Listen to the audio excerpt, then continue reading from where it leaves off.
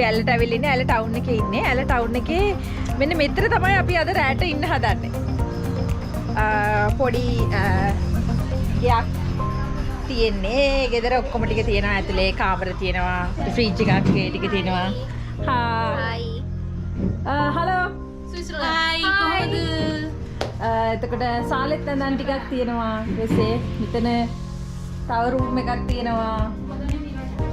මේකත් රූම් එකක්. අපි 10ක් ඉන්නවා. අපි 10 දෙනා තමයි මේකේ ඉන්නේ. ඊට පස්සේ පොඩි කුස්සියකුත් තියෙනවා. කිටි කෙනෙකුත් හම්බුනා. අපිට කිටි කෙනෙකුත් හම්බුනා. නෑ ඌ අපි එළියට දානවා. අතරම කුසෙක් ඉන්නවා. අපි ඌ එළියට දාන තමයි ඉන්නේ.